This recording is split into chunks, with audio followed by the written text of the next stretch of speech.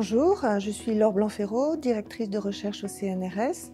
Je travaille dans l'équipe Morphem, dédiée à l'imagerie pour la biologie et qui dépend du laboratoire I3S, de l'Université Côte d'Azur et du CNRS, et d'INRIA. Mon sujet de recherche dans cette chaire porte sur deux volets.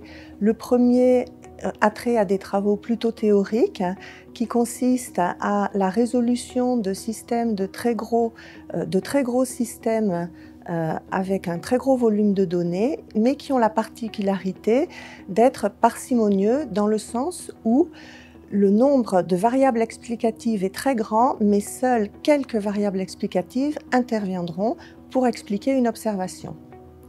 J'applique ces recherches théoriques et ces résultats à la super résolution pour la microscopie de fluorescence, qui est une observation optique qui est donc limitée par la barrière physique de diffraction de la lumière.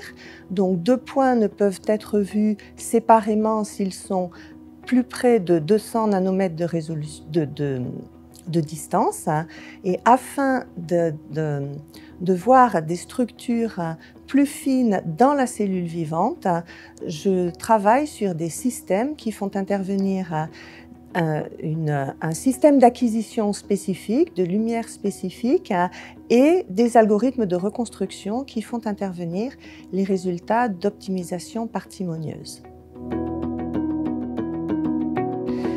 Alors, il n'y a pas de partenaire entreprise directement impliqué. La coutume dans notre domaine est de mettre à disposition de la communauté les algorithmes sur lesquels nous travaillons. Les partenaires reliés sont ceux des microscopes, donc Nikon, Leica, Zeiss.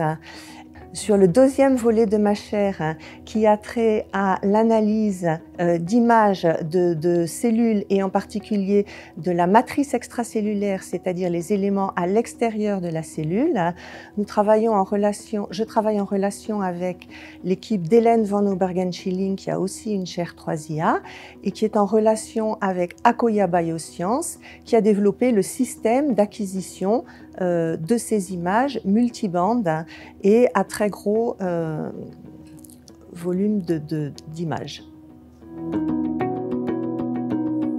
Les collaborations internationales que j'ai actuellement ont trait aux travaux théoriques sur l'optimisation parcimonieuse, mais pas dans le domaine de la biologie, dans le domaine des communications et des antennes, avec des personnes en particulier à l'université de Campinas au Brésil.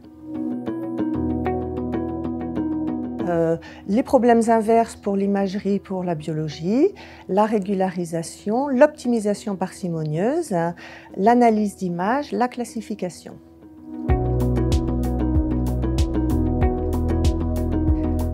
Un résultat que nous avons obtenu très récemment est un résultat de super résolution 3D. Alors, il y a beaucoup de systèmes qui existent déjà. Celui que nous avons chacun a sa particularité.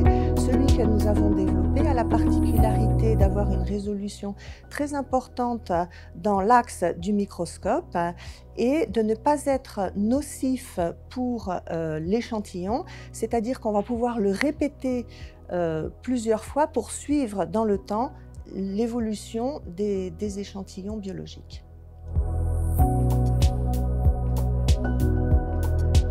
Alors, je voudrais remercier l'équipe de recherche avec laquelle je travaille.